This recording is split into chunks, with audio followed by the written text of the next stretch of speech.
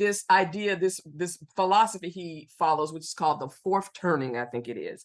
And it talks about there's these cycles, and there's a cycle for destruction and a cycle for building. And there are people whose job it is to destroy, and there are people whose job it is to build. He's very clear that his role is to destroy, and I'm very clear that my role is to build. But what he does not understand, and this is why I tweet a lot about white supremacy is now the parasite that's eating its host. What they don't understand, in destruction, you have to be destroyed as well, because I cannot build on anything you leave behind.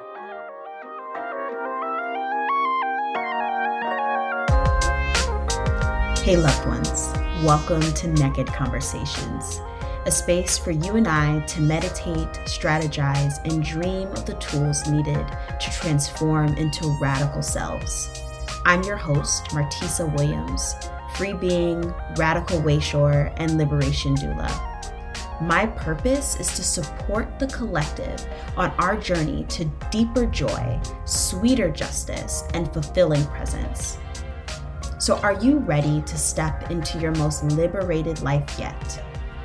Let's get to it.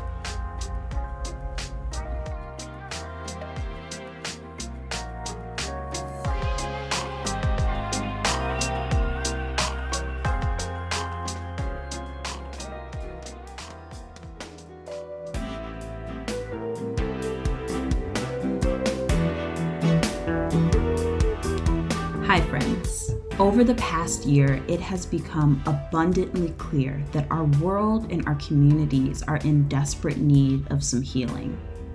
Between the state-sanctioned murders of dozens of Black and brown folks, to climate catastrophe, to the war on folks with uteruses, and all manner of international nightmares, the way we've always done things is killing us. And in the wake of all of this, many of us have felt hopeless and confused. We sign petitions and donate money and post on Instagram, but that honestly just doesn't feel like enough. For years, I have held the belief that transformed people transform the world. The work of freedom and liberation must be done both from the political side and from the shifting of the individual's heart. And for many years, I've been playing with methods of doing this for myself, working on how to unlearn the oppression that I grew up in, how to stop perpetuating that oppression in the world around me. And out of that inquiry and experimentation came the Toolbox. So the Toolbox is an annual membership packed with the tools I've used to make anti-oppression a daily practice. With the 12-month membership, you get unlimited access to all of my embodied liberation workshops, presence practices, group coaching, and more. Pre-sale of the membership starts now, and when you sign up between now and December 31st, you'll receive a free 30-minute one-on-one coaching session with me, regular group coaching calls exclusively for founding members, a free month when you refer a friend, and access to offer direct feedback on the membership as it grows. In an effort to create accessibility, I'm providing this membership with sliding scale pricing. So you can choose a price that is accessible for you for as low as $39 a month. This is a huge part of my life's work, and I am so excited to share with you. For more information or to become a founding member, click the link in the show notes or go to letsgetnekkid.com/thetoolbox.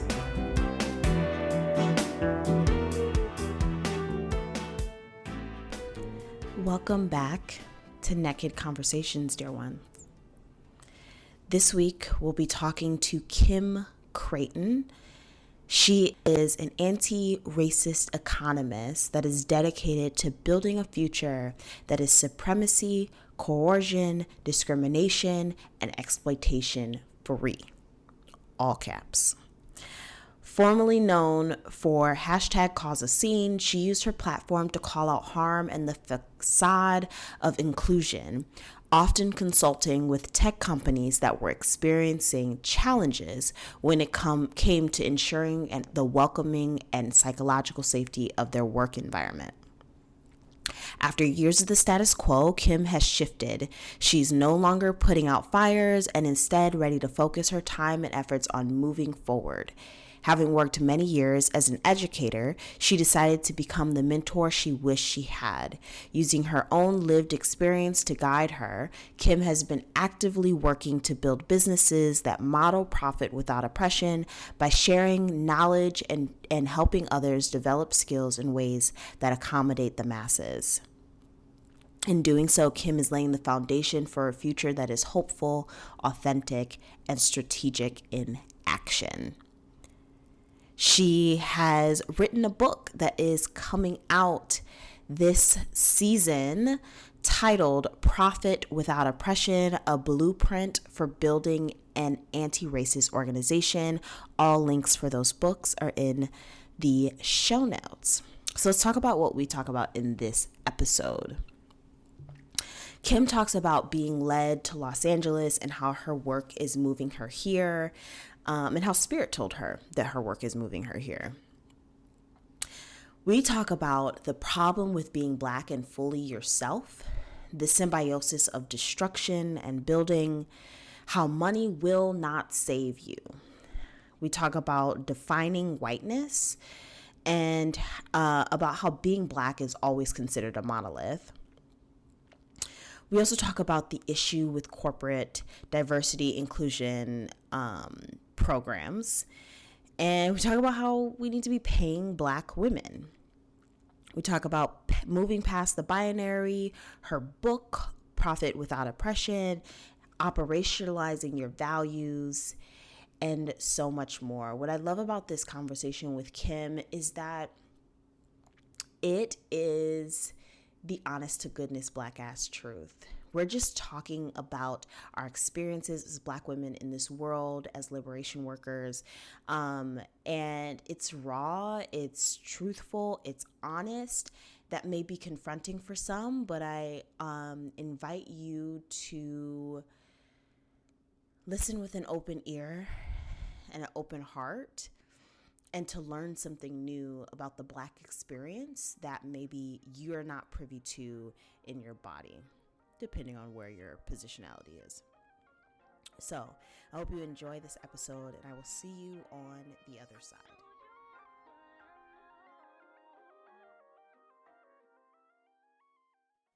Welcome, Kim. Thank you so much for coming onto the podcast. Thank you so much for having me. You have been an inspiration. I tell people I go to Twitter for information and Instagram for inspiration, and you have been inspiration for me for a while. So I'm very happy to be invited. I was so excited when you sent out the when you asked, "Would you want?" I was like, "Yes."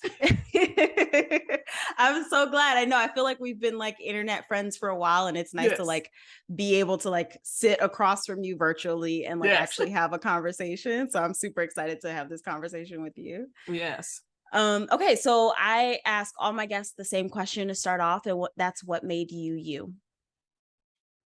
Oh, that is, I don't know how other people can answer. That is such a loaded question, and I can go in 20,000 different directions. But what's coming to me right now is, and we'll get into this because we actually started, everybody, talking about my recent trip to LA. And so one of the parts of my research, I was saying that Spirit told me about a month ago, go to LA. And I was like, okay, I don't know why, but okay, I bought my ticket, got me an Airbnb, got me a car, because I've been to LA several times and never driven. And one of the reasons I love LA, and I've loved LA for a very long time, and one of the very reasons I love LA, it's not for Hollywood, it's for the fact that you could walk butt ass naked around LA and no one cares. I love that. It's true. I love that. Because I grew up in the South and everybody wants to nitpick and tell you what you're supposed to be. And I spent my whole life with people telling me this is inappropriate, that was inappropriate. So one of the things that I did when I was in LA, which I had someone take me on a mushroom guide. And she was like, "What do you want from this experience?" And I was like, "I just want to be open and receptive. I don't know, but something tells me being in LA is a part of this spiritual journey for me." And so the day that we were going to undertake this experience, I knew I didn't want to do mushrooms from a recreational standpoint. I wanted to do them from a spiritual standpoint. Yes. And she is not only Mexican, but recently discovered that she's from an indigenous tribe that is original to California. Oh, wow. Yeah, exactly. So I was taking this mushroom journey with someone who this is their part of their ancestral modalities. And so when I came in, I said, all I want is to experience, my intention is to experience the boldness, the fearlessness, and the confidence of my youth with the wisdom of my age. And so full circle, going back to your question, is I've always been this way. I've always been bold and confident and fearless, but systems, institutions, and policies of white supremacy and anti-Blackness said that I was inappropriate. It taught me to hate myself, hate my body, hate my hair, hate other Black people. I tell people all the time, we all have so much internalized white supremacy and anti-Blackness that we have to deal with, to unpack and address if we're ever to get to this euphoria, or not, it's euphoria, but utopia that people envision. Because I like to remind people, particularly since white people are my target audience, I should still be a slave. So all this about going back to normal, going back to status quo, going back to whatever, I don't want to go back, because going back is not liberating. Yeah. Everything about my life now is about liberation. So I hope that answered your question. No, that's perfect. That's so perfect. I'm so interested in when I can identify so much with, sorry, my dog is. Oh, you do not have to apologize. I left mine upstairs. He's knocking on the door. So podcast listeners, this is real life. Indy's just doing his thing. Exactly. But what was I saying? Oh, I can identify so much with your experience of always being this way. I have that same feeling. It's interesting because I can almost map that I was like in this purity of my youth, my experience. I can so identify with what you were saying earlier, because I feel like I can map the trajectory of my life, where as a child, I was so richly me. Like in full depth, in full expression. And as you grow, the world begins to tell you that who you are is too much. I mean, to this day, I have shadow. That's a shadow space for me. Being too much is a shadow space for me. And I think say that more like, about a shadow space. It's like one of those soft spots that I don't like. I'm a little sensitive about. It's a triggering thing. It's a trigger. It's a trigger. And I think a lot of it comes from being Black in white spaces for so much of my life. Right? Were you the only, and you find yourself making yourself smaller. First of all, because they don't understand our colloquialism. They don't understand. You don't want them asking you no fucking questions about your hair and could you please interpret what they just said? You don't want to be the translating nigga. You don't want to, just want to be. I tell people all the time, please do not bring white folks to Black events without letting us know up front. Because what happens is everybody starts we could be having us a good time, but you in your outfit, with your leg cooch out and everything, having a good time, girl. We playing cards, we eating, we drinking. As soon as a white person pops up, everybody starts whispering, everybody's behavior changes, because they get to be individuals. We are groups. So everybody now in the group is representing everybody else in the group. Yes. And that is exhausting. It's exhausting. And I don't think that ever show up as yourself. Right. And I don't think that white folks like really truly understand that. So that's why I make it very clear. And I don't sugarcoat this shit.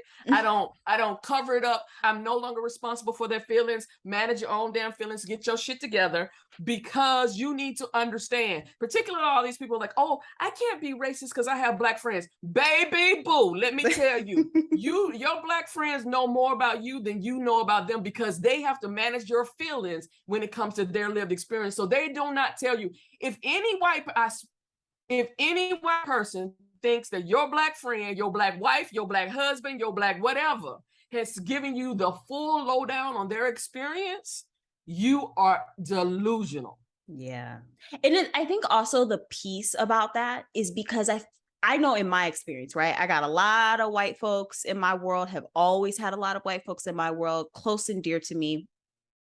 I can only think of 2 relationships. These are the only 2 white folks I think I can be 100% my Black ass self with.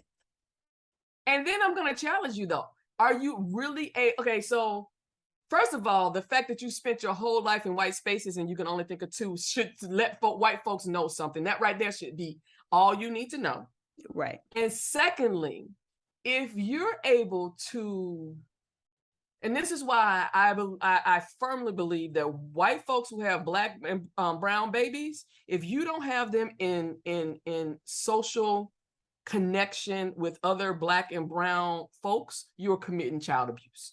Because what happens is, because I was in white spaces a lot, and what happens is, and my stepfather's white, so what ends up happening is you end up, I'll speak for me, I end up, and I didn't even realize it until now that I have a language, because I didn't have the language. So that's another part of it.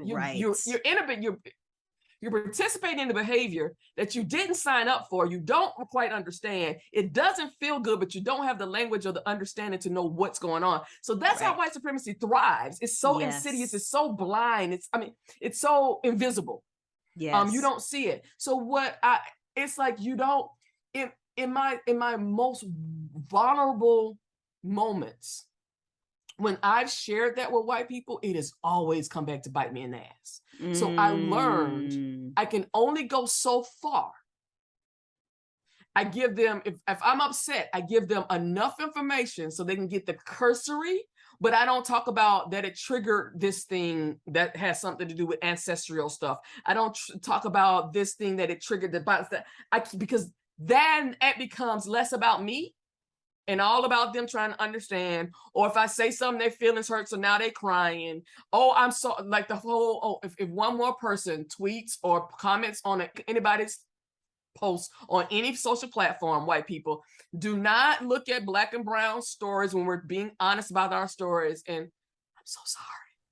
I'm so sorry. What are you sorry about? Yeah. What are you sorry about? Right. Are you sorry that you participate in a systems, institutions, and policies that privilege you and give you unearned power, and you complicit in harming me? Is that what if you're not sorry about that, then I don't. Yeah. You know what's so interesting? It's like, let your sorry be action. Like, that's all I want to see. But that's all, they stop there. And that's what they do. They stop there. It's the sorry. So that's why it does nothing. Your sorry does nothing to soothe the wound that was inflicted. It does nothing to wipe my tears. It does nothing to put money back into my account that I'm not getting because I'm underpaid compared to white dudes. It does nothing for any of that. Your sorry is for you. It has no action for me. Right. Especially when so many of us, specifically Black women, are doing liberation work and can't pay our fucking bills, but you want to give me a sorry. Girl, I don't think Wells Fargo takes sorry. I don't think Bank of America takes sorry. I don't think Ford takes sorry on that car note. And it's worthless. It is absolutely, and this is one of the reasons I wrote a blog post that I think it's called "Dismantling White Supremacy in the 5 Stages of Grief," because white people get caught in anger and in guilt, and they won't move. Yeah. And so now your anger and guilt becomes about me. So now I have to help you get through it. And so now I'm working. Right.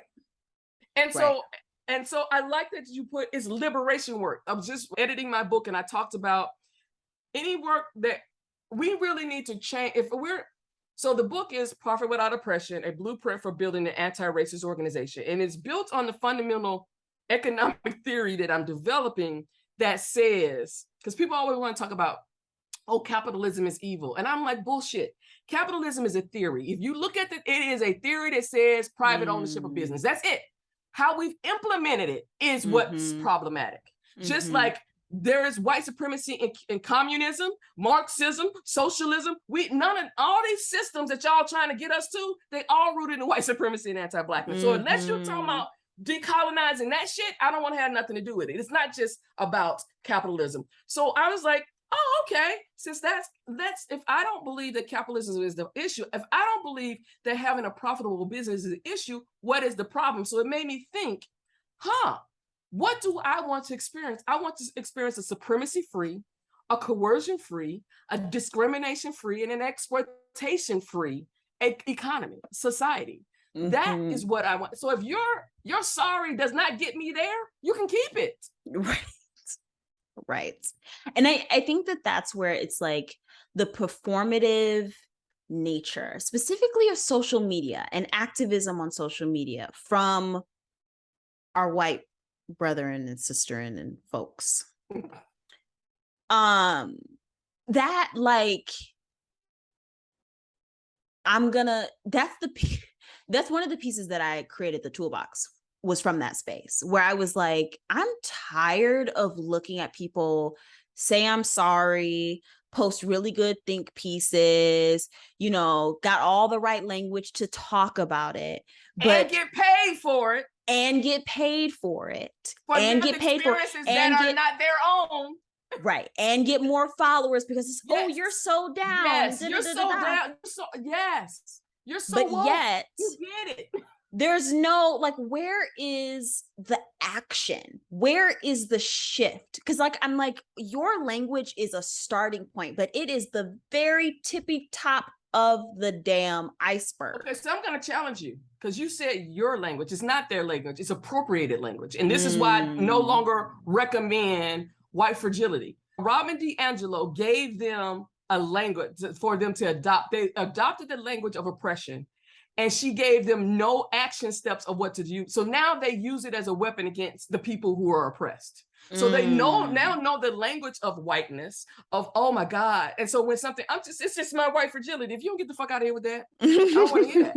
I don't want to hear that. Because I got black fragility all day long. I got black wounds. Forget your fragility. I got black wounds. Yeah. Yeah. But also I'm like, I was thinking about this today, just got out of a call with my team. And I was thinking about who are people learning from? Like, that's my question for white folks. Who are you learning from? And we saw that after George Floyd, when Robin DiAngelo's book, White Fragility, which is not even an anti-racist book, went to the #1. It's about bias. Yes. And then Ibram Kendi, Lord bless his heart, was also, and he has, and you know why because he has a section in his book that says everybody can be racist. So now they latch onto that language and say, well, he said that black folks, no, baby, I don't know what to tell y'all, but I can keep showing y'all examples. We can be prejudiced, we can be biased, we can hate your white ass, but we have no power or privilege to pull the leverage. We cannot leverage systems, institutions, and policies for our own benefit. Candace Owens, Herschel Walker, Herman Cain, Diamond and Silk, whatever their names is, they can only work on behalf of white supremacy and anti-blackness. The first time they step outside that box, they ass getting canceled. So they don't have any inherent powers that are not given to them by the systems, institutions, and policies of white supremacy and anti-blackness. Yeah, that part.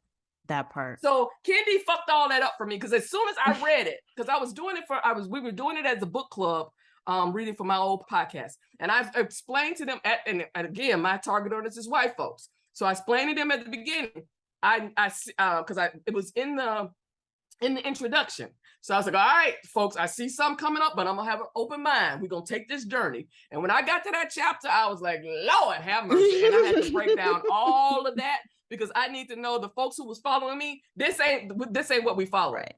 Right. What we're following is all white folks are racist by design and can't be trusted by default without a consistent, demonstrated anti-racist practice. If you don't have that going on, I don't know what to tell you. Right. I'm not debating it because what he did, whiteness, if given a space, it takes up to. So what happens is if you say that everybody can be racist, now you get into, I'm wasting my time debating how little I'm not this racist, I'm this much racist. So now we on a continuum and now they racist over there, but it's not me.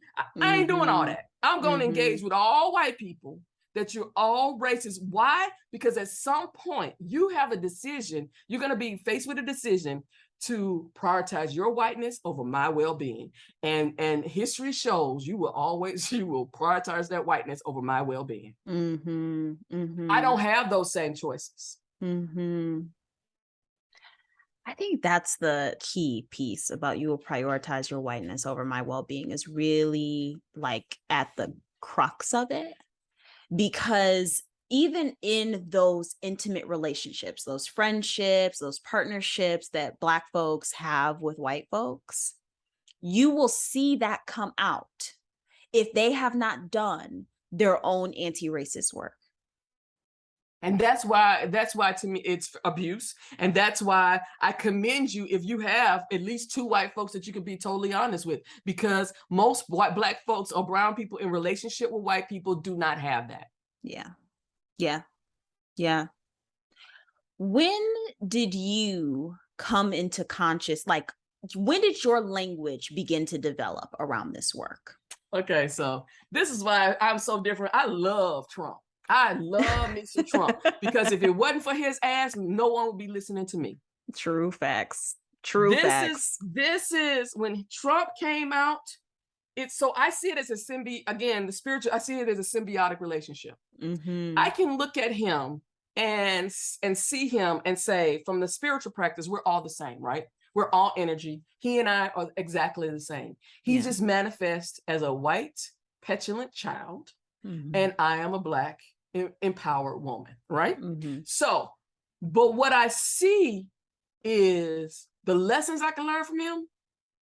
If you believe in the spiritual idea that we all came here with a contract to fulfill, that motherfucker is fulfilling his contract. You can't get him off I don't care how much evidence you put, I don't care what, you are not gonna get that man to change his mind. He knows what his contract is. And when people say, oh, if I had the confidence of a mediocre white man, that's who my motto is. Yes. Because every time somebody try to shut me up, I'm like, oh, hell no. No, let this motherfucker say, oh, no, I'm not quiet enough. So that's one thing.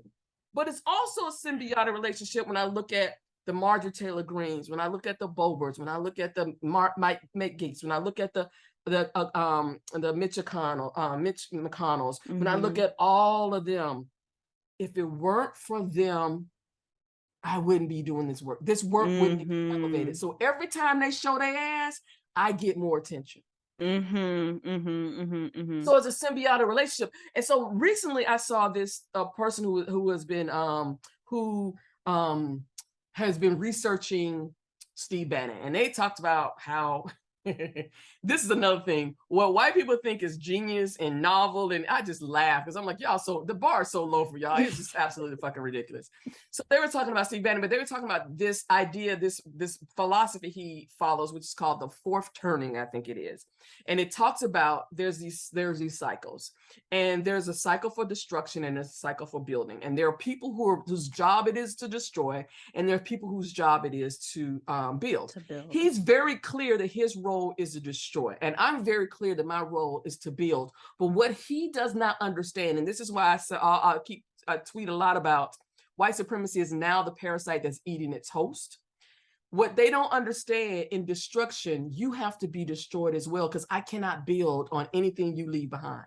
So we have to allow them to escalate, and what we have to do as liberators, as people doing this work, is to know that we're going to have to protect the most vulnerable, because those are the ones that are going to be most harmed as this spirals, but it has to happen. Yes. Because the pendulum is way out of sync. Yes. And so before the pandemic, I've been saying, because before I would talk about white people need to be uncomfortable. Then I realized whiteness can endure a lot of discomfort. So I was like, yeah, that ain't enough. They need to be in pain. Then we went into the pandemic. I was like, well, I knew something was coming, but I never could have predicted a pandemic. But what I found in the pandemic was white people can endure a lot of pain. Unfortunately, some of them need to die for them to get it, because it has to sit at their door. And now the pandemic killed a lot of them, and yet they were still holding on to whiteness. So people didn't understand that. So there's a book called Dying in Whiteness by Jonathan Metzl, I think his name, Metzl, can't think of his last name. But he wrote a book called Dying in Whiteness, and he went to the most impoverished parts of this country and said a question to the most impoverished white folks in this country. Hey, do you need health insurance? Yes, we need health insurance. What if giving you health insurance mean we have to give Black and brown people health insurance? These individuals said they don't want health insurance. So they're even in service to whiteness. And this is why I say no one escapes white supremacy unharmed.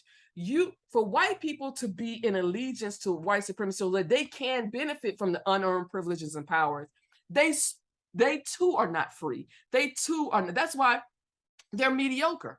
That's why they're mediocre. Nothing about white supremacy even encourages them to be their best. Yeah. It encourages them to steal, to appropriate, to kill, to inflict violence. That is, white supremacy has only two roles: chaos and destruction. That's it. There is no bottom. So to go back to your question, it is the climate that we're in now that I started it was funny because I was speaking at these conferences, and in tech, we was ahead of the curve about inclusion, equity, and diversity, even though they ain't done shit right about it, but at least talking about it was because it was impacting how we build products. Without a diverse workforce, we keep making shit that's harming people at scale, right? So it's a crisis management. It is a business imperative that we fix this. And so once tech gets it figured out, every other industry is going to have to follow, right?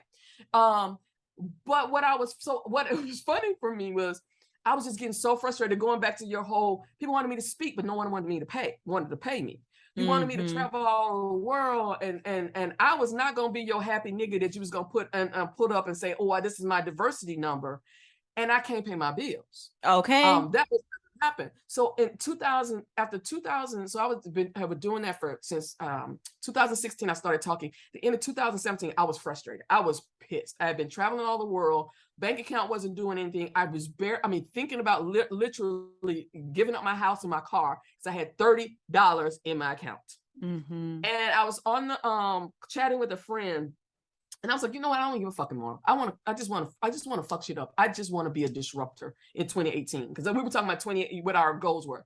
And we came up with, I was like, I just want to cause a scene. And we were like, oh, hashtag cause a scene. And that's how that started. And what it was literally me dealing with my own internalized white supremacy and anti-Blackness. I would say something and I would sit back and see, what's the fallback? Because, we used to getting our hands slapped. Again, I've been all my life wanting to be my authentic self, but you told me it was inappropriate. So I just, little by little, just kept pushing that, okay, they didn't say nothing there. Okay, let's push this line. And then once this Sheena was out the bottle, you wasn't going to let her back in. And so what I started doing was watching what really helped me was being on Twitter and seeing that, this is not just the US issue. White women's tears are causing problems in Australia. Anti-Blackness is in Japan. All of these things, because anti-Blackness is the most successful strategy of white supremacy that has been exported around the world, period. I don't care where you go. If it's been colonized or touched by whiteness, there is a class of folks who look are closest to white, who are having a better experience than the people who are furthest away from white. I don't give a damn where you go in this world. True. And so when I started, so that's what really helped me, because I was always inquisitive. I was always asking questions, but it was just me. I didn't, when it's just you, you think you're just having this experience. Right. But then when I started seeing, I was like, wait a minute. And you're that's like, oh, no. Yeah. I'm not alone. Yes. And so that's why Black women have made community on Twitter as toxic as it is. We figured out how to build that community because we're like, shit, sis, you too? Okay. Right. So I can tell you, Twitter was that space for me. I've heard so that's why Elon Musk's mediocre ass doing what he does is problematic to so many Black women. Is because all he cares about is spam bots, baby. You are the biggest. You have the most money in the world, and you still can't find peace. Your biggest job is trolling people on Twitter. If you want to talk about capitalism, if that ain't a thing for we need something different, is that you have the most money of anybody in the world, and your ass still can't fucking find peace. And what's your biggest concern about Twitter is bots and spam? When people put me on lists that I don't even get a notification that they added me to, so they control and target me from white supremacists? Is that what your problem is? You're right. Boy, if you don't sit your ass down somewhere. That's what's so interesting, right? Is that there's so many folks who think money's gonna save them. And I'm particularly thinking about, this is not a racial thing. This is everybody has this. Oh yeah, right?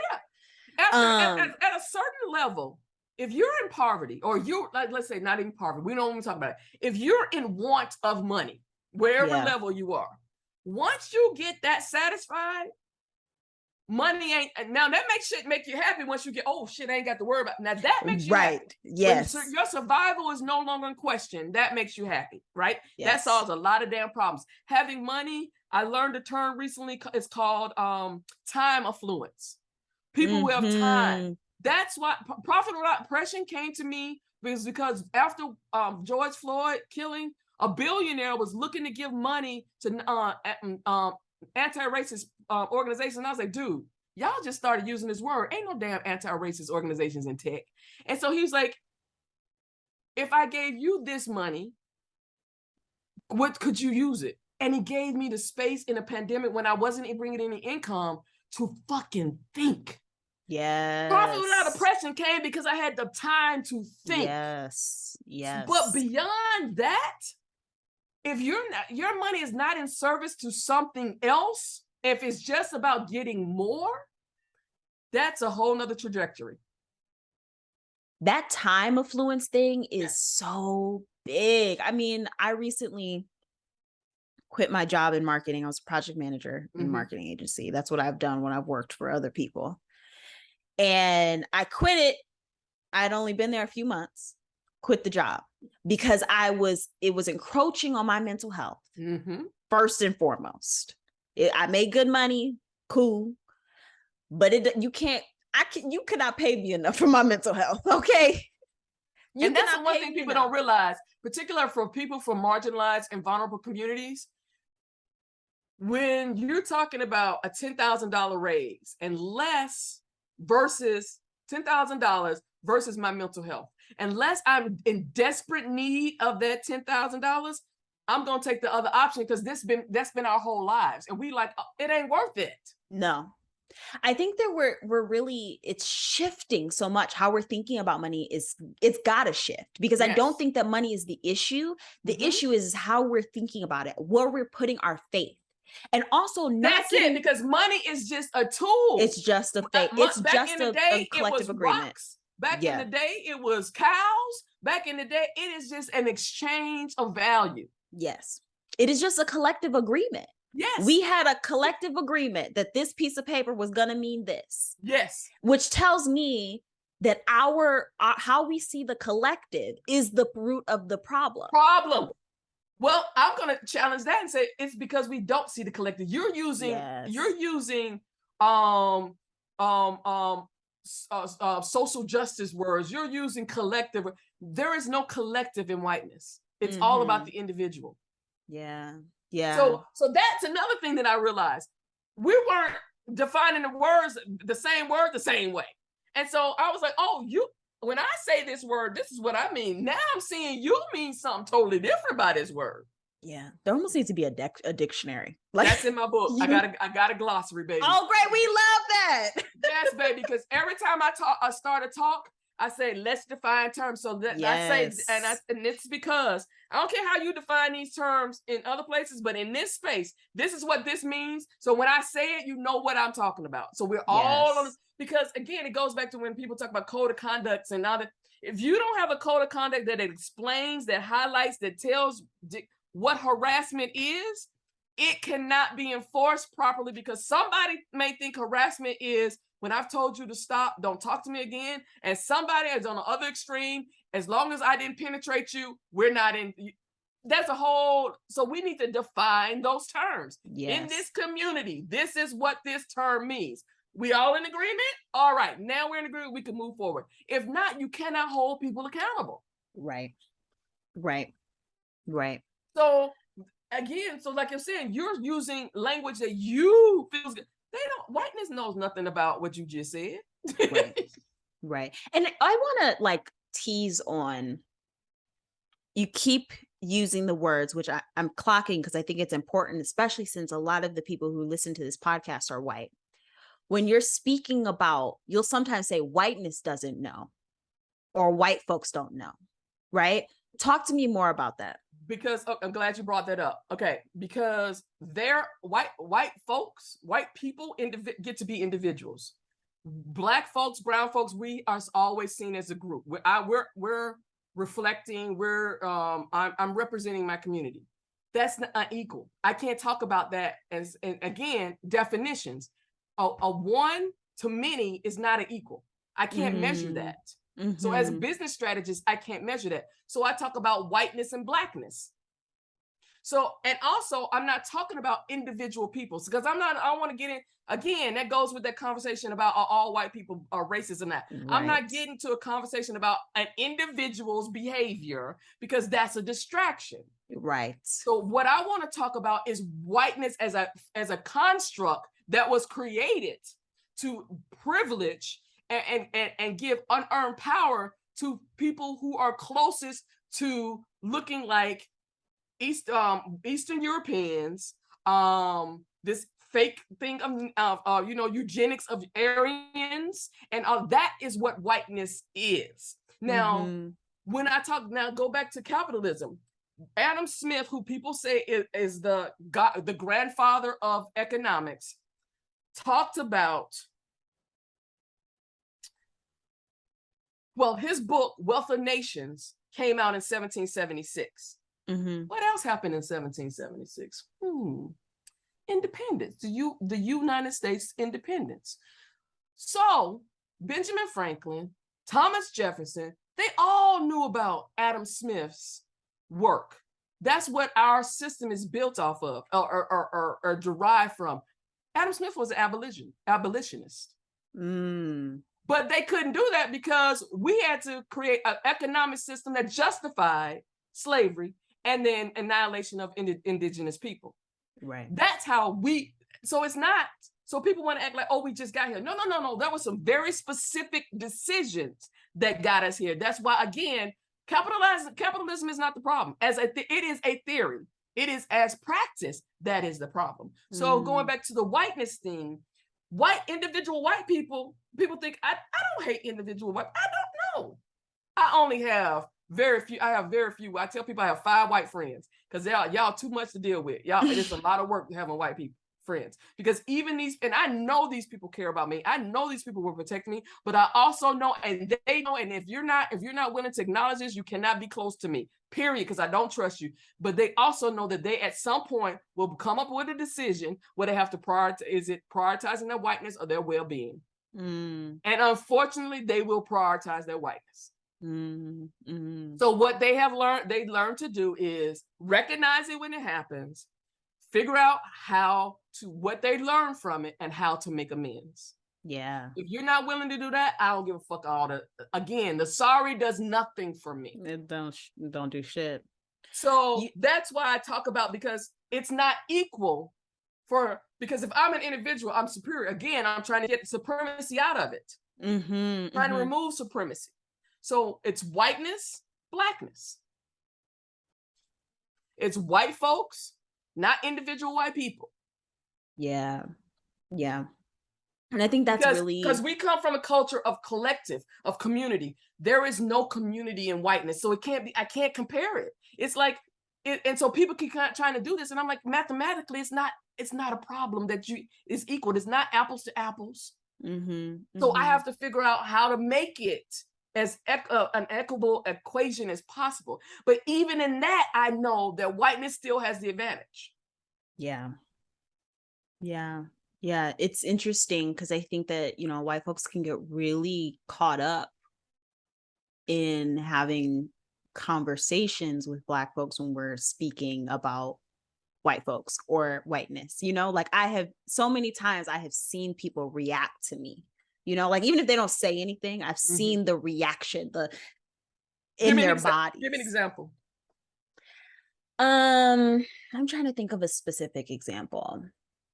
I can think of the inverse. The reason I say that is because white folks need to have as many examples of the real tangible, because we can't do abstract because they don't get it.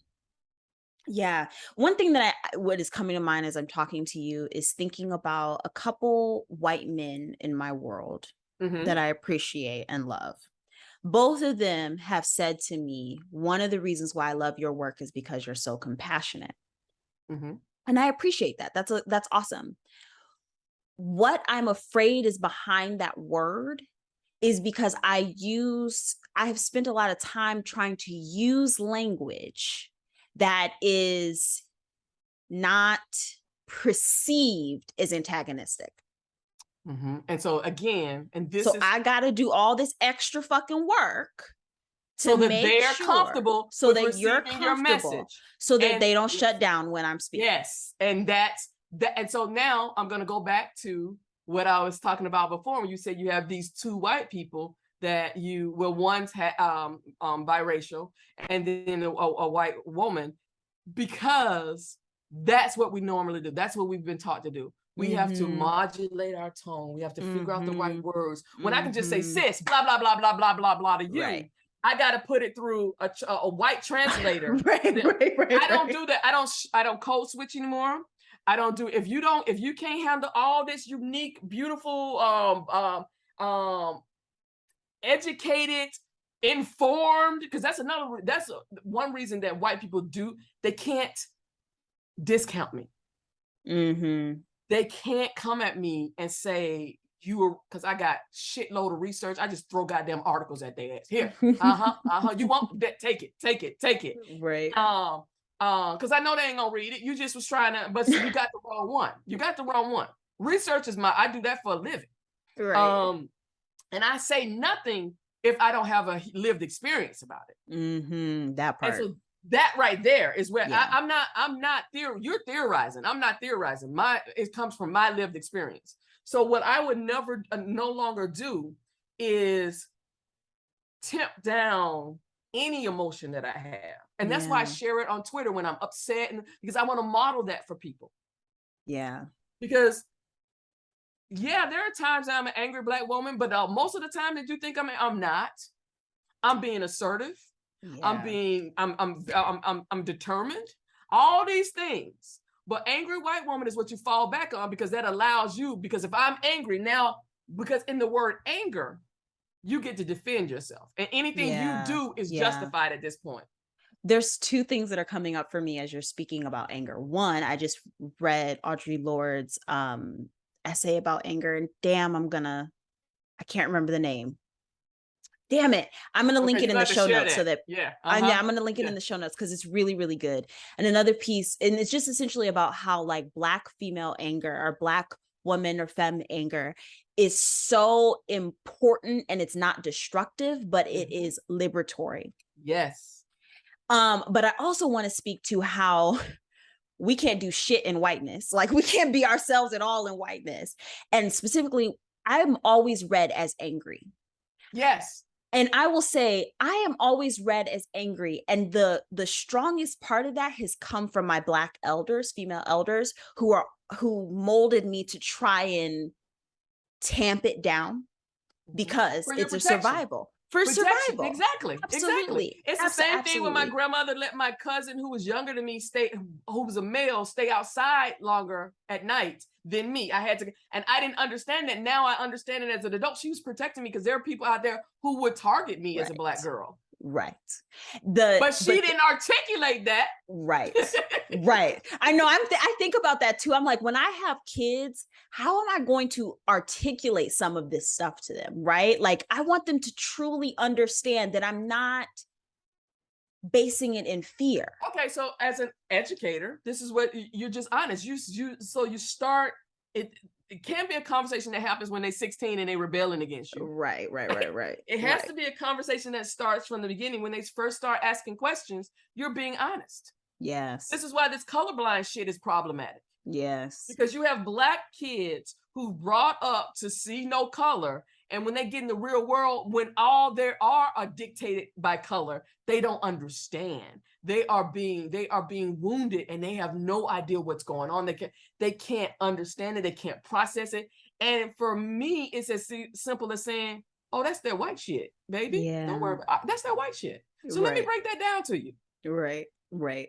And so what's funny, the fact that you're seen as angry, when as a Black woman, all I see is your softness. Oh my God, I was just like, you are so soft to me. Your words are so soft and guiding and welcoming. But that's, again, because I'm a Black woman. And I know what Black anger looks like. And you aren't Black. That I don't see Black anger in you. But again, we're all the same. We're monolith. Yeah. And we're one-dimensional. So all you got is being of service to everybody else and being, yes, ma'am, no, ma'am. And when you're not doing that, you're being rebellious. You're being, no, exactly. I just said no. I said no. It's a complete sentence. Let me give an example for our listeners of being always read as angry.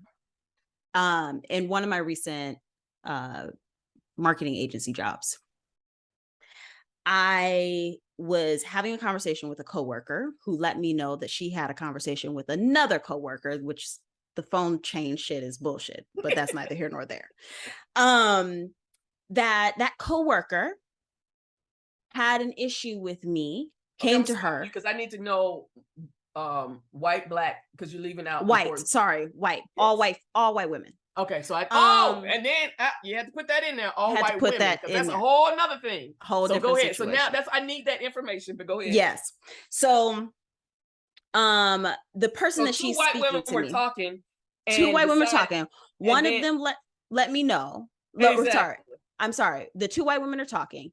One of them is letting the woman who let me know. Let's talk A and B. Yes. A is who I'm talking to. Yeah. B is the other person in the story. Who A was talking to. Mm-hmm. Who A was talking to. Mm-hmm. Right. So B comes to A and says, Martissa just responded to me with okay and a period. Why is and the response was outrage that I had responded OKAY period to a question of hers. And she was reading me as anger, as being condescending. Because I say this, if white folks, particularly white women, knew how much time Black women spent constructing an email to y'all asses, like for real, that right there is unpaid labor. Period. A fucking email. And that's why I'm stopping here, because that is a universal situation. That is one thing I talk about all the time in my talks. That's how common it is, white folks. The fact that you read emotions into emails that we didn't put in there. Right. I spelled out the word and ended it with proper grammar. Exactly. And that elicits a level of conversation. So hold on, I'm gonna keep stopping you because I need Yes. I need to break this down. So you send an email, okay, period. A or B? Was it B? B is the issue. Has the issue.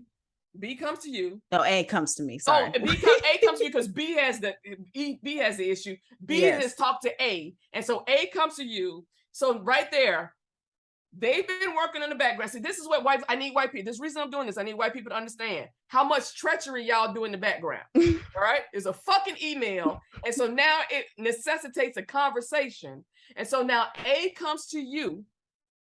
Because this is on my review, okay?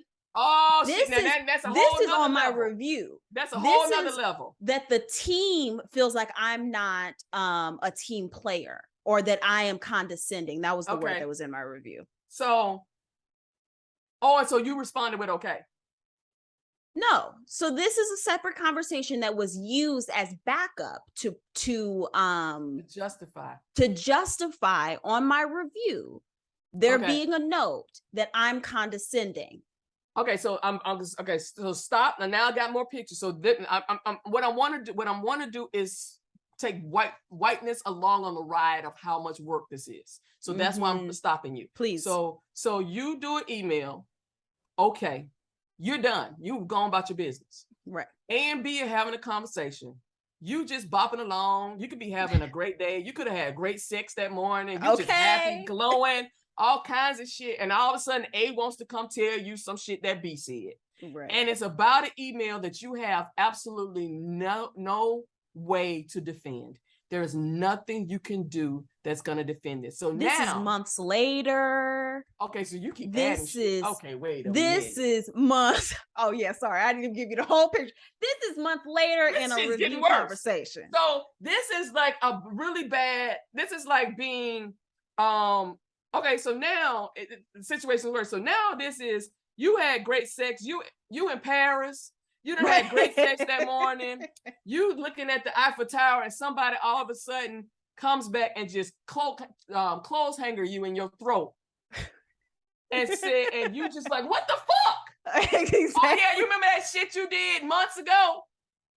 In a random ass message. That's that right there. That's what people need. That's why I'm unpacking this, because they need to understand what this feels like. This shit always comes out of nowhere. It's never connected to anybody. We could just be living our best goddamn life, and all of a sudden, Becky, Karen, Stephanie, whoever the fuck it is, wants to come up with some bullshit. And now we can't ignore it.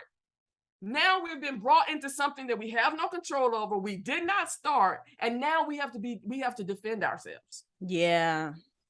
Yeah. Well, that's the beauty of it, right? Is I'm not about to. And that was just the bottom line in that conversation. So yeah. I'm talking to A, right? Because B don't even have the balls to come and talk to me. There you go. What's really going on, right? But starting all this mess. But be starting a bunch of bullshit in the background.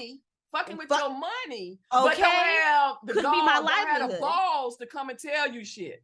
And I think that's the part that's important. Is we don't recognize this conversation is so petty, right? But it shows up on my mid-year review, which means that can fuck up my money, fuck up my livelihood, fuck up my benefit. That's why I do not call this shit microaggression. Ain't shit micro about this. This is professional violence. That is the language I use. This is professional violence. And if we start using that shit, trust me, motherfuckers will start getting sued for this shit. Because go ahead. Because that is, again, they can take a lot of discomfort and a lot of pain. But when we start hitting that pocketbook, they start fixing this shit. That's why people listen to me in tech. Again, they got a crisis management issue. If they didn't, they wouldn't listen to my black ass. Right. Because that's why white women have the most DEI jobs. What the fuck do white women know about diversity, inclusion, and equity? But they're diversity. Here's the issue that I have. Talking about corporate. Is motherfuckers don't want to change. That's why they don't hire us. That's why I have not been hired. That is why I have left these jobs and why I have not been hired back to do DEI, whatever the fuck it's called. Yeah. Because you don't want to change. I'm not messing with y'all. No. I'm going to challenge that. They want to change without having to change. Yeah. And I say that, and that's a very intentional statement. Yes. Because it means something. They want to appear as different. As good guys. White folks want to be good guys. Again, I always say spot the pattern. Whiteness can only be cast as hero or victim, never the villain. Yeah. So they want to be cast as the hero. Yeah.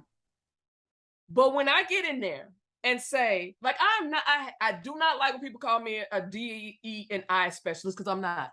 I am a business strategist. I'm here to help you build a business, make your business, put in price, because most of y'all don't have a business. What you have is a product or service that you've been able to scale. You don't have no business. This is just some shit that you just got lucky and got some customers. You have nothing, no procedures, no policies, no process, nothing in place. Absolutely. You can't replicate nothing. You can't measure nothing. You can't do shit.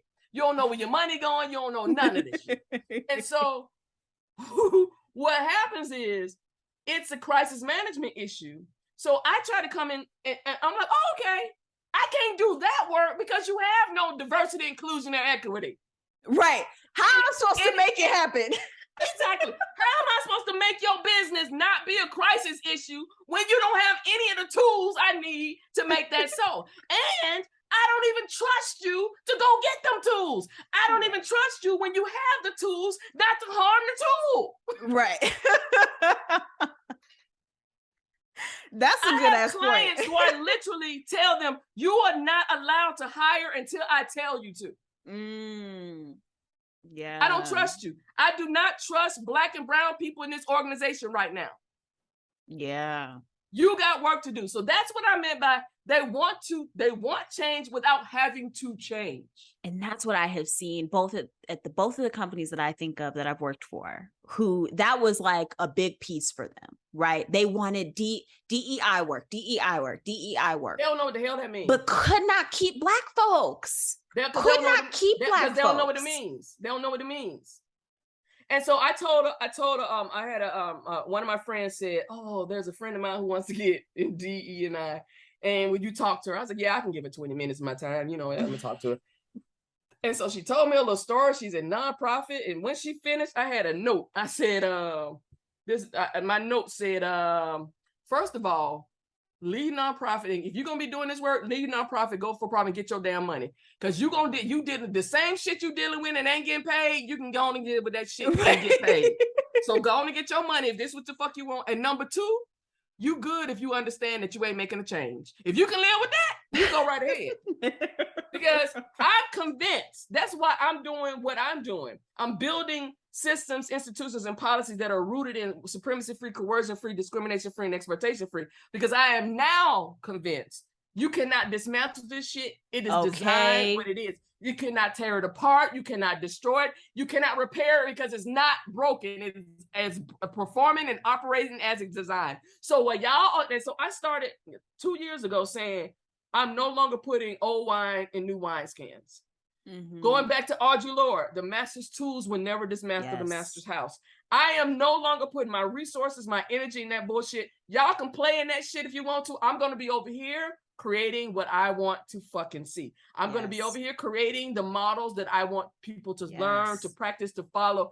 And if you believe in a supremacy, coercion, discrimination, exploitation-free future, you're welcome to come with me. Yes. But I'm not stopping anymore. I feel like I'm Moses. I'm going to part the Red Sea. You can follow my Black ass or you can drown. I don't care. It ain't my business.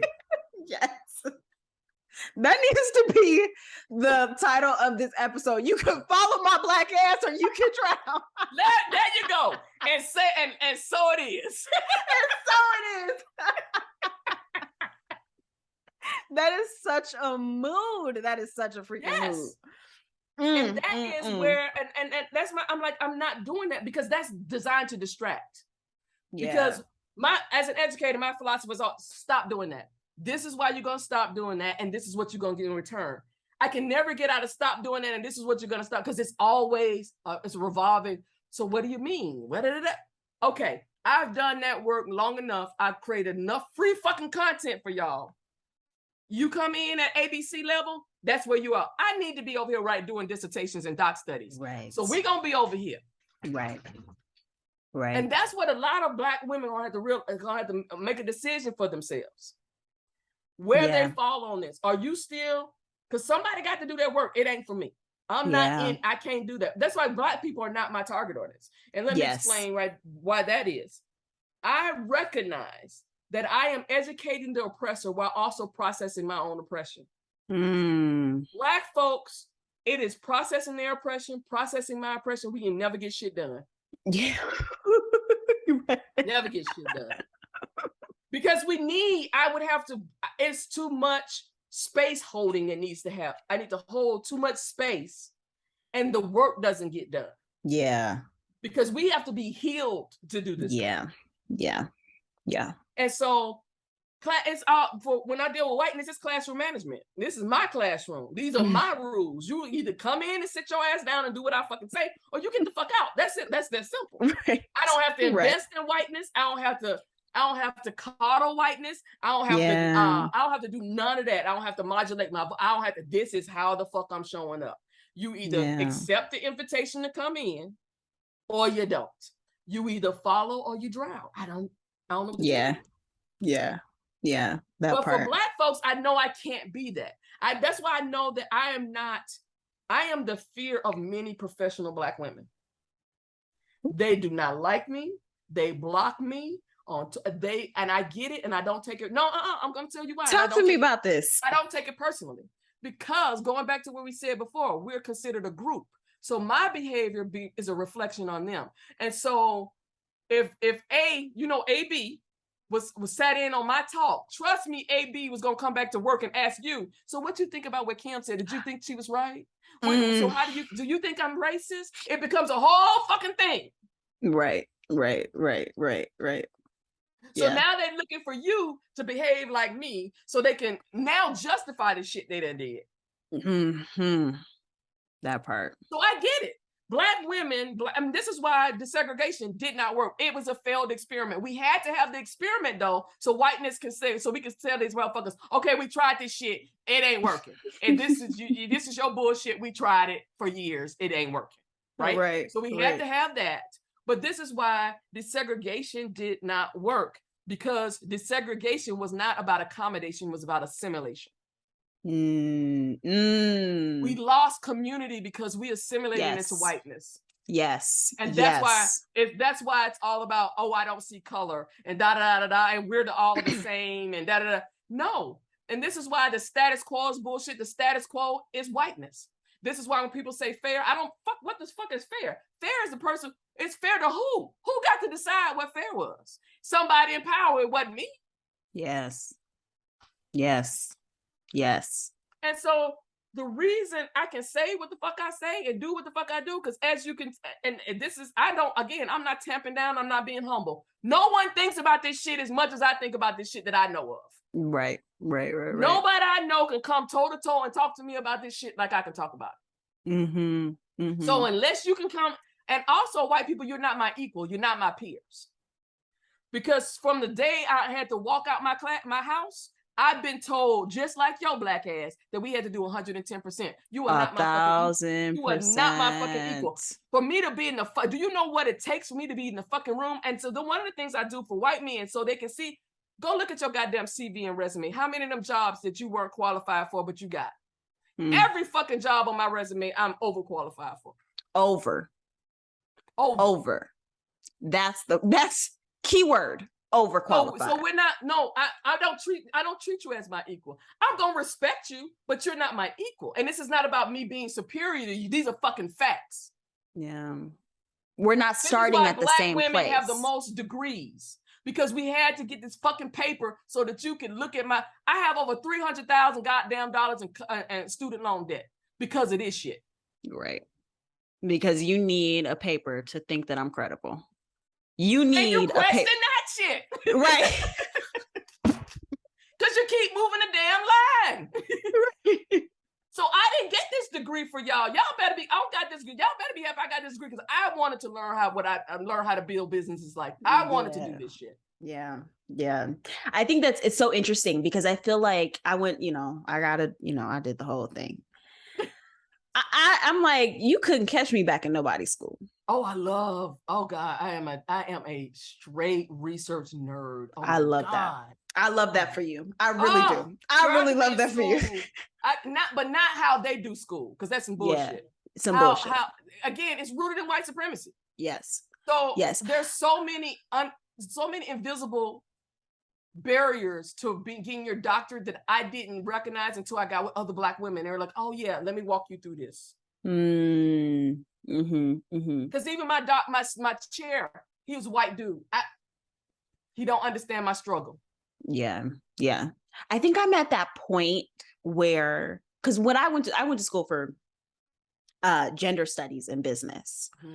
And what got really frustrating for me was sitting in classrooms with people on their high horses talking about all this theory, but then there was no in the street work or truly lived experience. That's why I didn't get a PhD. That's why I'm getting a doctor's of business administration and not a PhD. PhD is theory. I have to have this is a DBA is the same as a MD, a JD. It is a work. You are practicing attorney. You are a practicing physician. I am a practicing business strategist. I'm a practicing researcher. Yeah, I don't do just theory. I test theory. I create theory and test it. Yeah, I love that. Yeah. I feel like for me, it's like, I'm trying to figure out what it looks like to not use the master's tools in that space. And also one of the things, so you just hit on something. One of the things I say is I'm outside of the matrix. I feel like I'm outside of the matrix, but everything is inside of the matrix. So I have to be strategic in how I engage with the matrix, because I have to get resources. I have to leverage resources and people, whatever. Everything is inside the matrix. So I have to be very strategic of how to engage. So that's what I would challenge you to do. You have to recognize where you are, right? And then everything we want, because we haven't had time to create the other shit yet, because we've been fucking up, distracted with this shit. Yeah, I'm focused on creating right now. That's where I'm at. There you go. I'm focused on the creating part. Yep. So you're focused. You're a builder. So you are on that side of building. Yes. I'm no longer trying to dismantle shit. I want to build. I literally was telling my team that today. I was like, we're not trying to convince nobody they need to get free. That's not what we do. I'm not here to convince or convert. I say it all the time. No. I'm not here to convince or convert. You either get it or you don't. But at some point, you're going to get it either in pain. I don't know how many white folks I done had come to me 1 year, 2 year, 3 years later in my DMs like, you know what? I need to apologize to you. Because I know I was right. Okay, thank you. And then I say, so what are you doing? Because you apologize the same sorry as that sorry you get. What the fuck is that? Right. You apologize. What are you doing? An apology, for it to mean something, has to have an amends. You have to make the people you hurt whole. Yes. And so that goes to when you said earlier about white folks and their sorries and they don't do it. If your intention is, if all you got is a sorry and no plan or strategy to make amends, to make whole, you can keep that shit. Yeah. And you know what? People see us as angry, as Black women as angry, and whatever the fuck words you want to add to it. We're righteous. But we're truly some of the most compassionate, because even if you think moral compass of the period. Exactly. Because even if you think about the statement, we have experienced it all. We have been the targets of it all. Yes. We know whiteness better than whiteness knows whiteness. Exactly. That's why they drug Biden's old dusty ass to the presidency. That's why Black folks did that. That's why them Black women did that shit. Because they knew what the alternative. It was not to say that he wasn't a racist and he was going to be the savior. It was like the best choice of the two we had. Right. Nobody, these white folks were not about to vote for Kamala. They were not about to vote for Julian. They were not. Who were they going to vote for? Somebody white. And please, God, don't make it Bernie Sanders. Because I don't see him as being, and I know this is about to hurt some folks' feelings. He ain't no different to me than Trump, and his followers are the same. Bernie bros behave the same way as Trump folks. And if you and the fact that he never called them in tells me, without him saying a word, that you approve of that shit. When you have the ears of the youth and all you can do is tell them to burn shit down, but not telling them, bitch, when you flip that table, who do you think is gonna land on? The most vulnerable. Yeah, such a good point. Such a good point. Such a good point. We don't need no more angry white men out here. Yeah. Yeah. And that's all they are. Right. The point I wanted to make about Black people Black women being the most compassionate, and Black femme people, because there's always, it's like, here's what's fucked up. Yes, that might hurt, that might trigger, that whatever. But here's what you can do to make amends. This is how you can grow. This is how you can move past it. There is always, I have never heard a Black woman talk about the wrongs in society or talk about the wrongs without also giving you the solution to it. Yep. And not only, I'm going to extend that, not only giving you solution, but finding a way to be joyful in doing it. Yes. I don't care what you've done to us. We're going to find a way to be joyful. And that's because our grandmamas told us. That's because our grandmamas told us you can't steal my joy. That's why. And now we're seeing what that really means, what they meant by that. Yes. Yes. You raped them. You stole their kids. You sold off their husbands. You did, and they still, and I still, and still I rise. Yes. We Black women should be extinct. Okay. Because if it wasn't the white folks, it was our own men. Which that's a whole nother. Oh, that's a girl. You're about to trigger a whole nother story. Because for me, white women and Black men are on the same parallel. Okay. Okay. One is about gender and one is about race. But they all treat Black women the same. Okay. Unless they've done their own internalized white supremacy and anti-Blackness work. And done their own patriarchy work. Okay. Well, that's a part of the white supremacy stuff. Right. I don't separate it. Because again, for me, it's the same thing as all white people. I'm not going to get in that debate. It's all there. Yeah. When I say that shit, anything negative you can think of goes in that box. Just put it in that box. Put it in that box. I know. That's how I use anti-oppression work. I'm like, put it all in the box.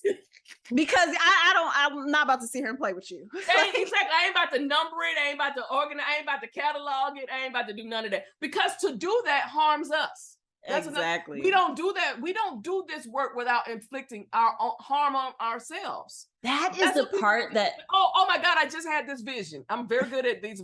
So what I see is, and this is just weird. It's a snail. You know, snails leave a trail. Mm-hmm. That's what this work is. Every time for us to do this work, we're seeping out. We are leaving a trail behind. Yes. And that's why we need that self-care. And that's why we need that rejuvenation, because we're leaving our essence behind. And I've never said this shit before. Damn, this is good. We're leaving this essence behind us with every move we make. Yes. This work does not come we do not come at this work without some level of harm being inflicted upon us. Yes. Yeah. I again, that's why it is so frustrating that everyone's interested in anti-oppression work, but yet the Black women who are doing this work can't pay our bills. Specifically, let me talk about my damn self. I was about to say, don't be talking about nobody else, because this is your audience. Okay, so I'm about to give a challenge right now. So this is your audience, right? We're talking to, and this is white folks right here. All right, you sorry folks, you folks who want to be sorry. This is what you need to do, because this is what I have. You can go to my website if you want to copy this. Go to my page. I have a sponsorship page. There are people who give me $100 a month consistently. That's how I get my, because I don't do this work for free. I don't need no damn GoFundMe. I don't need no Patreon. I ain't giving you shit extra. Pay for what the fuck I give you. If this is work you believe in, your ass will support a Beyonce. Your ass will support some damn football player. Your ass will support this work. So go to my page, copy that sponsorship page, create your own, and tell your audience, hey, my sponsorship, if this is the work and you ain't got to get into all that you ain't paying your business, ain't none of their goddamn business. You don't have to justify it. No, Yes, because what it does is they think, oh, she's not paying her business. No, this bitch ain't charity. I do work. Right. If you believe in this work, I'm gonna make it as simple as possible for you to support it. Yeah. Because what happens is, once I've removed that barrier, now, bitch, you're making a choice. Yeah. Because before then, you can say, well, you didn't have it. I gave you an option. So I gave you a way to do it. If you're not supporting me at this point, now you made a choice. Yeah. I mean, that's why I appreciate that. That's why I created the toolbox. It's like, you can, if you want to support my work, you'll become a member of the toolbox. That's my sponsorship page, because that also means, how I see it, is not only are you. So what's the toolbox? Paying for this work. So the toolbox is a 12-month membership where I have put all my sweat, tears, and love and creativity. It's not all of it. Right? It's a product. It's a product. So that's not what I'm talking about. That ain't what I'm talking about. I got products. That ain't what I'm talking about. They believe in you. Yes. They need to sponsor you, not a product. Because again, that's you. That's again, that going back to when we were talking about value and what we're saying money is. That's an exchange. This is not, I'm not creating something in exchange. That's why I don't do Patreon, because I ain't gonna do nothing else extra. Yes. That's why I don't do Kickstarter, because I ain't doing nothing extra for you to get this. You right. So this is not great that you have a product. That's not what I'm talking about. You as an individual need to be supported, and you need to have consistent money coming in. Yeah. So if they believe in your work, they will ensure that you have consistent money coming in, because that they're paying you for they're paying you to show up. That's it. Not, you ain't got to do shit else extra. They're paying you to show up. Right. Because the thing is about Black women, we're constantly giving. We're constantly showing up. We're always gonna be there in a room, in a space. Particularly if somebody else falls short, we're gonna take it upon ourselves to step in the gap. Yeah. So you've done that more than enough times to get sponsored. Yes. This is not about a product. So great that you have your toolbox. You need to get these folks to sponsor you. Because it's your brain, it's your effort, it's your hard work, it's your sweat, it's your harm that's being inflicted on you that they're paying for. Yeah. Yeah. Because we have to mine ourselves. We have to mine ourselves for our experience. We have to keep going back into that trauma. Yes. Yes. That's what they're paying for. Yeah, that's such a good point. So that's why I wanted to stop you, because you're attaching that now. That was you attaching that to capitalism. Yep. Yeah, good point. Good point. And that's why I challenge all folks who talk about how capital. Nope, it's how y'all are using it. Nope. And we've all been trained that way. So even people who talk about, oh, I don't like capitalism, still fall in that trap. Yeah. Yeah. That's interesting. That's an interesting way, because I'm definitely a person that uses that language a lot. Yep, I've heard it. I use that language a lot. And for me, I think that it's again, put it in a damn box. Like it don't like, what is the matter? Like, it doesn't really matter, right? Yep. Like, but certain things you need to be strategic about. Yeah. And getting paid you need to be strategic about. Oh, for sure. So again, this is not about tit for tat. I make something, you buy it. That's fine. You have a business. That's a business product. We're talking about supporting you, your ideas. We're talking about, if they care about you, they will ensure that you have time affluence. Yes, that part. You have space to think about the products and services that you can create and provide for them. Yes. Yes.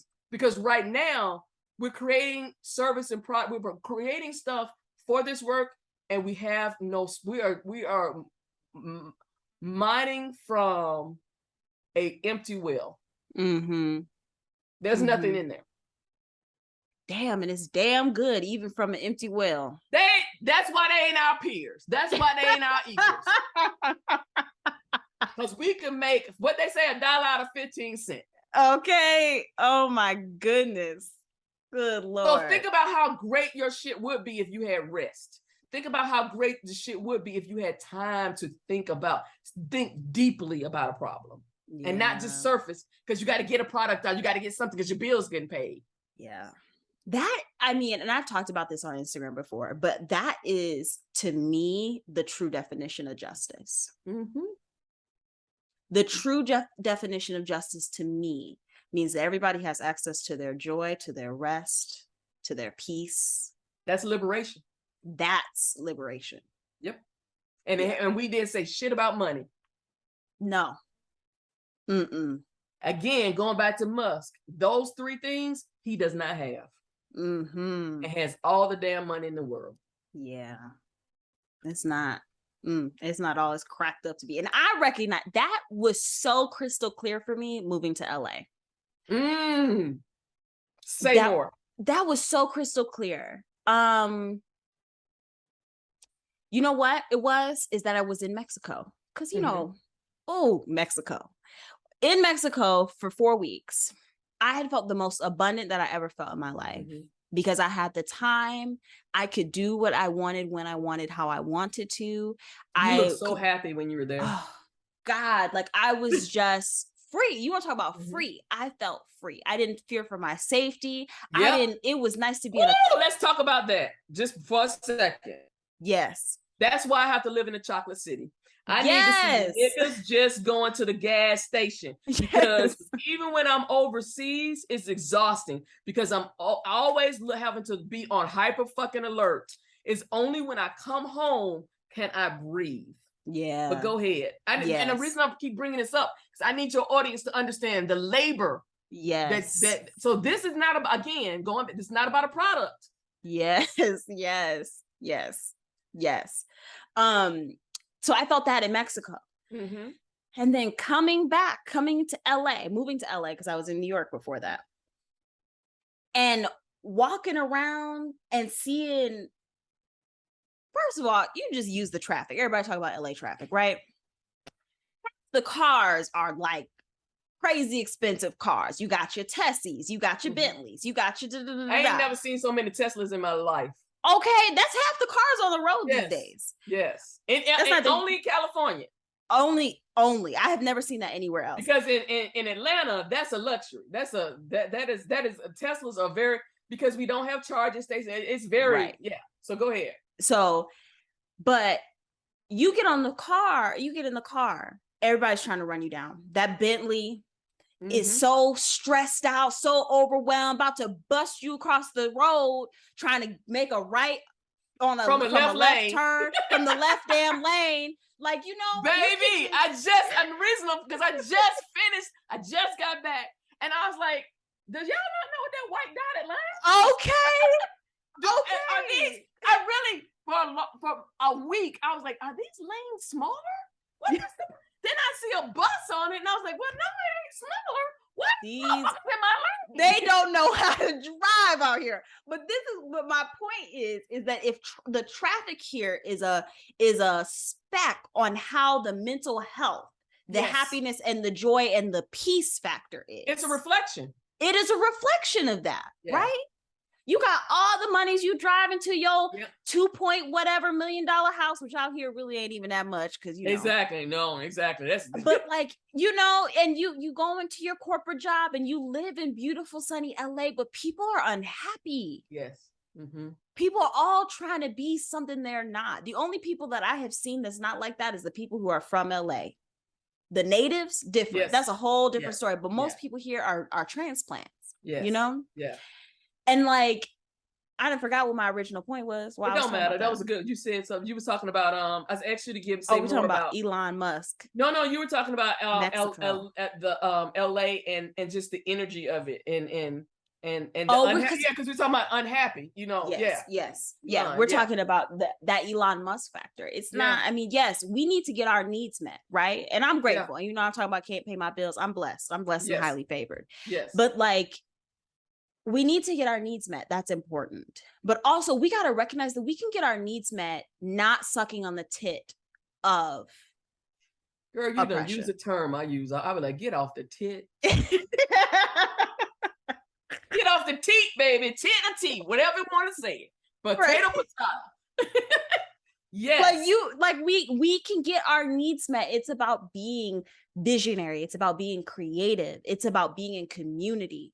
But the thing that I'm going to challenge, though, is all of that you said is in direct opposition to white supremacy and anti-blackness. Yes, and that's where the fight keeps coming from. And that's what Black people and brown people don't understand. They don't understand why do I keep getting targeted? Because you, my child, are here to elevate.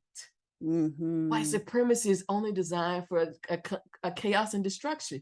That is and that's why I say Black women are the moral compass, and our collective liberation is through us. Yeah. Because we are that naturally. Yes. So that's why you and I had similar experiences of being young people, being free and being told that was inappropriate. Yeah. Yes. Because even though our elders couldn't articulate, because we're the educated ones now, the scholared ones. I want to say educated. We're scholared. Right. Is because they inherently knew. That part. Now they got their ass beat for it. Yeah. We barely see it. They had the physical wounds of that. We still are targeted, but not as much as they were. Exactly. We're not swinging from trees like they were. And so they understand, baby, I need you to put a basket on that bushel on that light. You need to do that. I need you to tap that down. Right. And they couldn't articulate so this goes back to your other question of how do you have this conversation with your children? That's the conversation. You're just honest. Yeah. Straight up. Just straight up. We have something that frightens the world. Yeah. Inherently, we are built in a way, think about it. Whether they want to admit it or not, all civilization sits in our ancestry. Okay. And whiteness can't have that.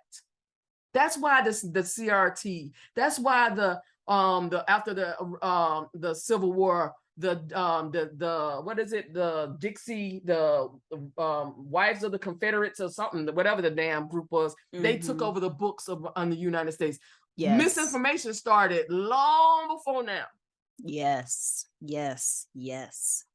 Because if Black people knew our inherent greatness and white people knew our inherent greatness, they been new. They've been new. That's the gag.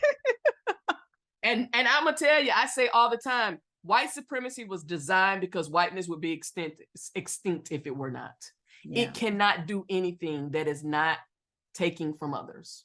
Yeah. Show me an original thought from a white person. Show me.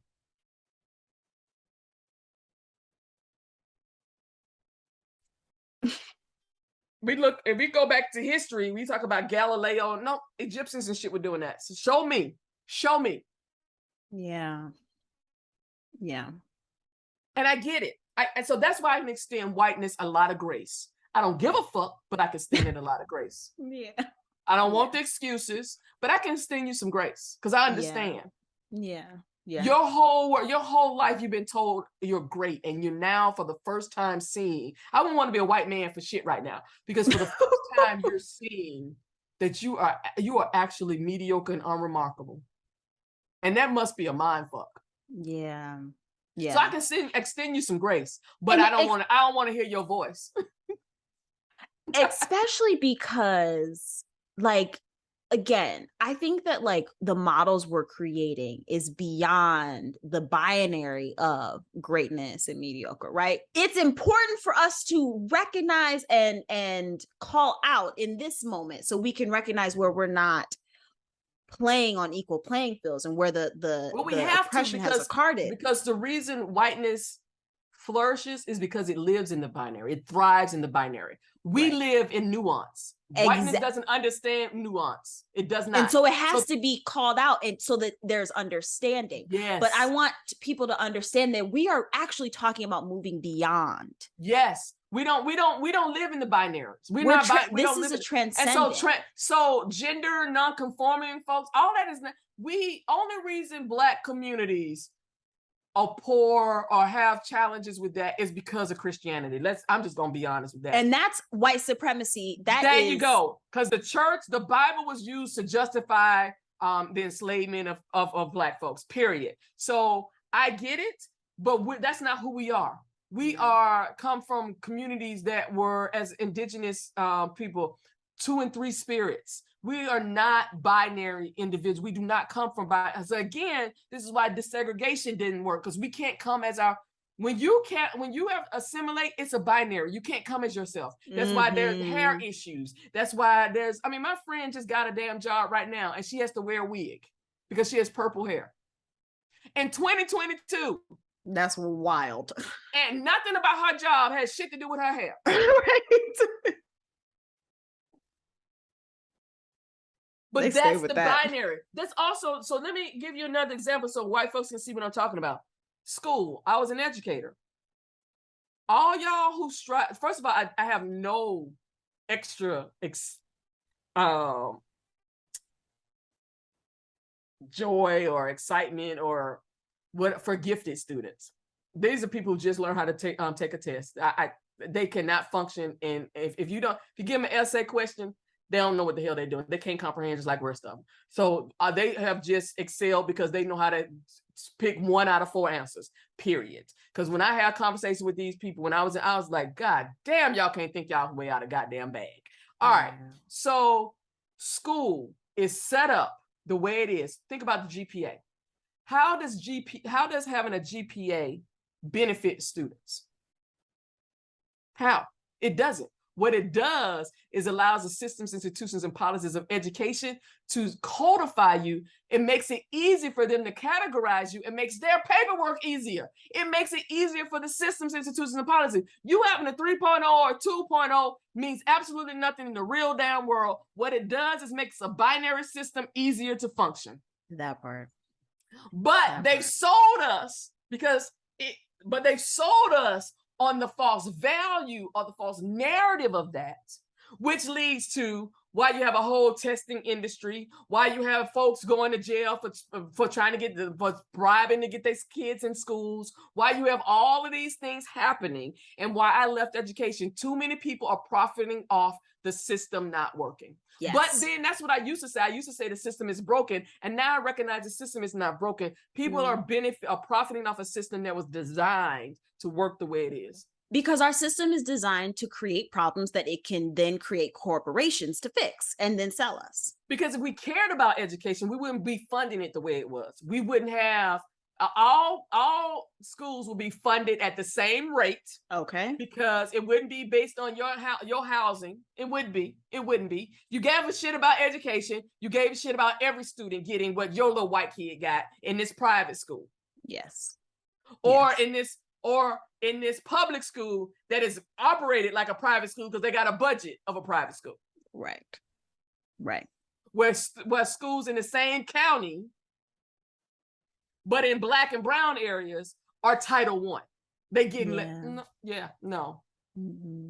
If you gave a shit about education. So instead of telling me I'm sorry, what's the means and to make that whole? What's the strategy for that? What's the strategy? So that's why one of the my guiding principles is intention without strategy is chaos. Yeah. I don't give a damn about your attention. I want to know about your impact. Okay. Actually, talk about your work for a second as we move to close. Talk about your work and tell me about the book. You've been talking about it a little bit, but give us a. So all of this, when you say how did this start? So it started with me just, like I said, seeing, these white folks get to say what they want and just pushing back. And then being in tech, again, that strategy mind, that researcher mind, I was seeing problems and I was like, okay, so now you're talking about inclusion, diversity, and equity. What happens when you get all these diverse, marginalized people in spaces with privileged people? How do you do that? So we need some guiding principles. You need some way to engage, right? Mm-hmm. So the first one, so they go in order. The first one is tech is not neutral nor apolitical. So many people who built tech are libertarian, apolitical white dudes. It's not, so when you say it's not that it's apolitical, it's that your politics are the status quo, so there's no reason to discuss it. You're not apolitical. Everybody in your space just believes the same shit. And so when you get somebody like us in there and we challenge that, now you want to start screaming apolitical or everybody's, well, no. You just never had any other opinions in the room. So we have to understand that tech is not neutral, nor is it apolitical. And we really have to understand that because we keep harming people with tech. The next one, once you get that, it's intention without strategy is chaos. There's a whole bunch of people with a whole bunch of intentions and do a whole bunch of shit, but intention without strategy is chaos. And the next one is lack of inclusion is a risk and increasingly a crisis management issue.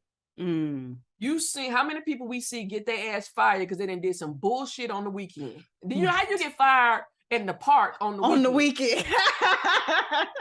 Because you couldn't shut your damn mouth. And then the final one and most important, once you get all of that, the final one and most important is we have to prioritize the most vulnerable. And if you take everything I just said and you start from, who's the most vulnerable in this situation? And that's relative because it changes. Absolutely. And so we all have relative positions of power and privilege. And so we have to go evaluate that. And we have to look and say, who's the most vulnerable here? How do I ensure that what I do, my strategies don't negatively impact them? And if they do, because we can't do this without causing some amount of harm, because we're making shit. I tell people all the time, we're trying to create a world that was never meant to exist. We have no guidebooks. We are making this shit up. So when you cause harm, because we will, it's about minimizing harm, learning the lessons, making amends, and making people whole. Yeah. And so that is the work I start. That is what I bring with the other stuff is my business stuff. It's my business strategy. It's how do I get people to build businesses out of core values that we can all, that the whole organization, that all stakeholders. So instead of focusing only on shareholder value, it's stakeholder value. And so your stakeholders are who works for you, who partners with you, who buys from you, who's impacted by you, and then who invests in you. Because if you take care of all four, the investment will take care of itself. Love that. That's so then I go into organizations and I see what all helter-skelter. So now we got to go. What are your core values? You got them on the wall, you got them on your website, but I don't see them reflected in anything you do. So then I take people into, let's talk about what are your core values? How will you operationalize those core values? What are some what does those core values look like? Okay, now that you know what it looks like, what are some benchmarks you want to get to? Oh, okay. So what do you need to do to ensure you hit those benchmarks? Because you cannot manage what you cannot measure. So now we need to figure out how to measure those core values. So this is a really abstract to some people example, but it's really not. One of my clients, one of her core values was beautiful things. And people are like, that is so, because she's like, it's so squishy. I don't know how I'll ever measure this. Okay, if you have an office and one of your core values is beautiful things, the toilet paper in your bathrooms that are for public and private, that matters to you. But somebody that's somebody who's not, they just want maybe one ply maybe. Right. Ooh, but Lord. Exactly. But if it's beautiful things and the experience is that's something you can measure. Yeah. Now you go out and you look at suppliers who has, when it comes to toilet paper, a product that I feel good enough for using. It could be it could be organic. It could be this. It could be sourced from that. Whatever. Now you have a way to make decisions based on that core value. You have a way to measure something based on that core value. Beautiful things. She had to care about how her emails looked. She had to standardize. She had a template for that because she wanted an experience. Her emails to be an experience. That's something you can measure. Yeah. That's such a good way. It's like making me think about NEKKID and like all our values too. And like, how do we operationalize them? And I think that's such a poignant way to think about it. Tell people where they can find you and support your work. You can find me at kimcrayton.com. Everything is linked on there. You can find me on social media. If you want to see me engage, it's Kim, KM Crayton 1 on all social media. But you can find me on like I said, KimCrayton.com. The book is Profit Without Oppression, a blueprint for building an anti-racist organization. It's the first in a series of 4. The second book is Lead with Love. The third book is Manage with Care. And the 4th book is Mentoring with Wisdom. Ooh, love. Okay. And so I'm a systems thinker. I can see forests and trees. So when I'm talking about building what's next, I know I'm building an entire ecosystem. Mm-hmm. Yes. And so I recognize I'll be doing this work until I die, and it will go on beyond me. Yeah. Because I'm thinking in systems. I'm not trying to replace. Y'all can have that shit. I want alternatives to that shit. Yes. And we need a full range of alternatives. So going back to when I was saying, I recognize from this trip that I'll be spending time in LA, because outside of tech, entertainment is the only industry I know that has the influence, the impact, and the funds to really get work. And particularly so one night after I had my mushroom experience, the voice in my head was anti-racist Hollywood. Yep. Because everything about Hollywood is built on, from its inception, exploitation. From the Hollywood studios, from the beginning, it's all about exploitation. So think about if you had a production company that was rooted in supremacy, coercion, discrimination, and exploitation free. A talent agent, so that you protected your talent over how they did it.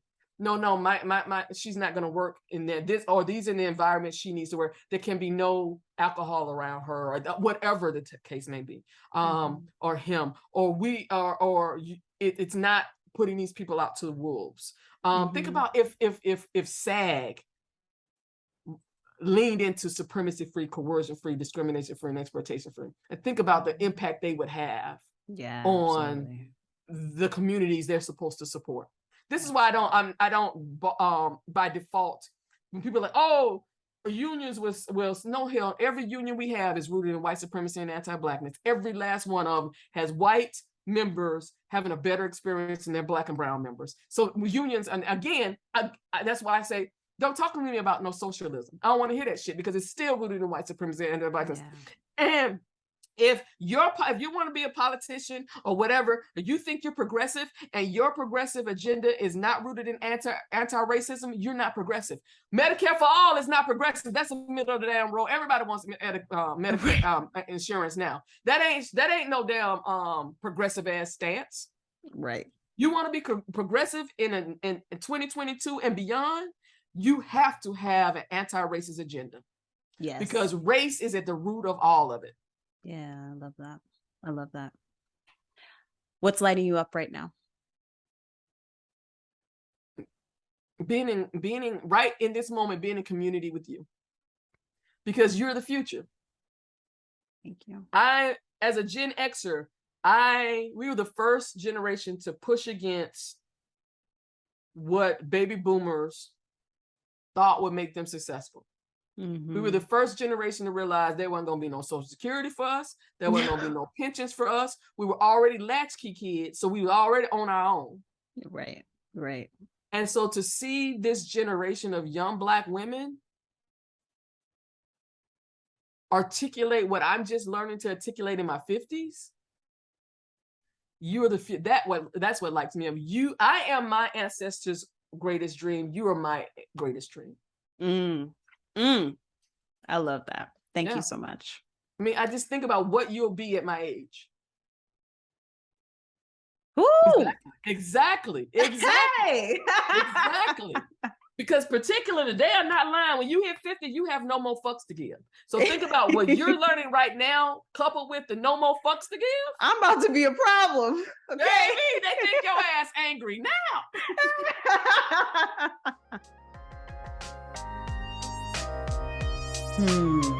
What did you think, dear ones? I love being able to talk to the amazing guests that I get to have on this podcast. And I love being able to share with you. So please, If you are not already, follow us on Instagram at Let's Get NEKKID and keep the conversation going. We'd love to know what your thoughts, your feelings, your responses are to this podcast.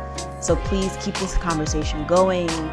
Please share the conversation so that we can get into more ears and spread the gospel of liberation further and deeper. And then also just subscribe to this podcast so that you can, one, support us and keep doing this work and getting us again to more ears. And then also so that you'll always know when our episodes come out. And with that, I will leave you. Until next time, my love, have a wonderful, wonderful rest of your week. Much love to you.